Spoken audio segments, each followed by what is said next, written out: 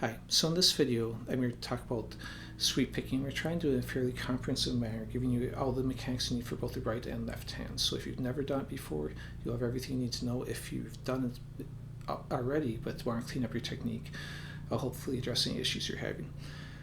So sweeping is just when you have single notes on a string and you're dragging your pick one direction or the other on it. It gives a more smooth flow. Most of the time when people think of sweeping, they're thinking of big flashy kind of looks like that, like arpeggios. And there's nothing wrong with it. Those licks are cool, and I've got a couple of videos where I cover the entire neck, either in a major or minor arpeggio. But sweeping can also be done at any speed, and it should blend right in with your scale playing.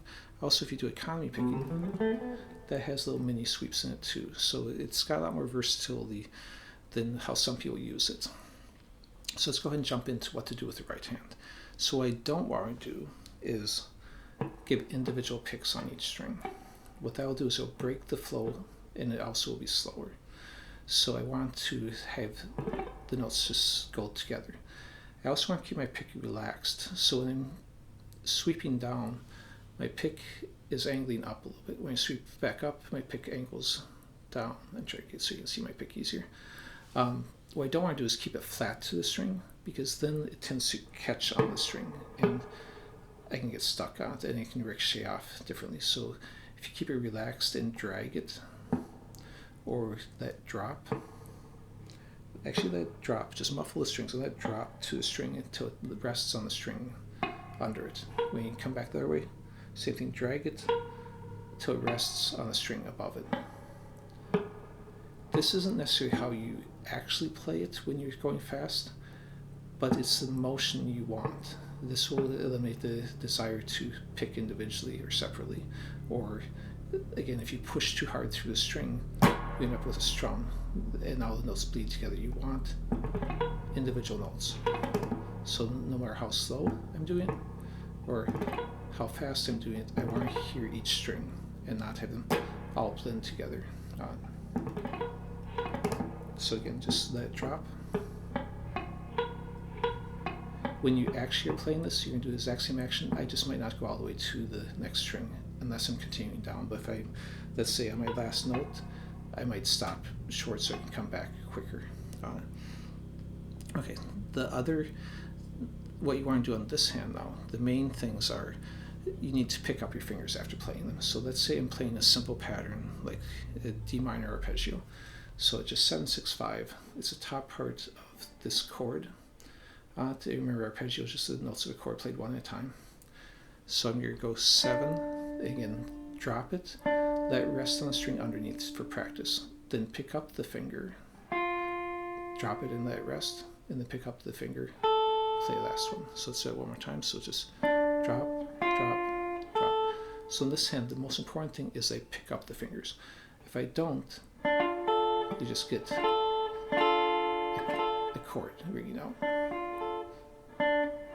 You want individual notes. And then when I come back the other way, same thing. Now whether you actually rest it on the string above it or just go in that direction, it's okay. Now I wouldn't necessarily preset the fingers and put them down ahead of time. Hover them right above where they need to be, because when you're actually playing and then doing some sort of scale run or something, I'm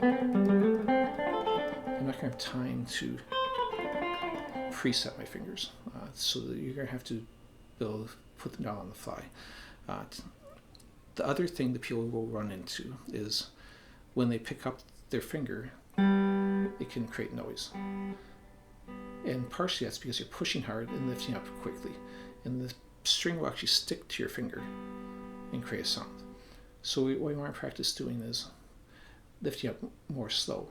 It's not that you can't do it fast, but first do it slow in a relaxed fashion, so when you pick it up, it doesn't make a sound. If you can do that, then you can do that quicker. So you can do it quicker. When coming back up with the descending arpeggio, I can let my finger that's above it, that's holding out notes, muffle the string under it. That will prevent that from continuing to ring out, especially if I'm still having trouble with the lifting up being clean. If you're having trouble with the lifting up being clean on this direction, another way you can do it is allow this part of your hand to touch the string. So after I play it, I can move down and muffle the string.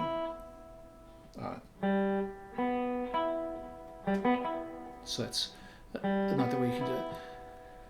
You don't necessarily have to do that, but again, if you're having trouble with noise, I'd first work on picking up the finger cleanly. If that's not solving it, then use your palm to cover it, or your other fingers on the way back up. So again, with that in mind, then just slowly go through this shape till you can feel comfortable doing it quicker. But one shape's going to maybe drive you crazy, so I'll show you a couple other possible shapes on it. So we did 7-6-5. We can also do 5-6-8, which is just the octave with the fourth in between. So down, down, down, up, up, up. Your hand just kind of rolls back and forth. Now if I combine those two together, and what I'm actually creating is a minor 7 arpeggio, because if I played all those at the same time, then I got minor 7, the D minor 7.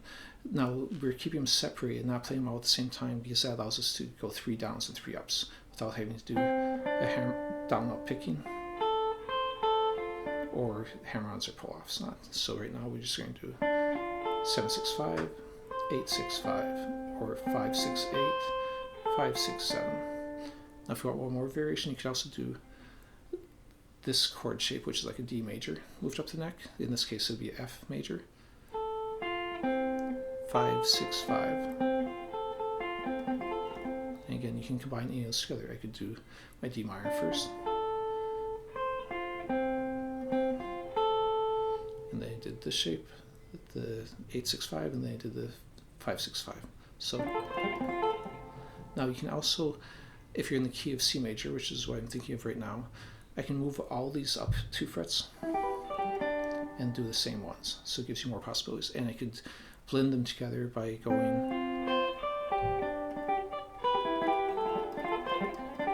so I can kind of shift up one, come down a different one on any of the shapes. It doesn't really matter. Anyways, that's the main keys to it. Just go slow, concentrating clean sounds with the left hand, not pushing, not individually picking, and just dragging the pick for the right hand. And that's it for this week. Thanks.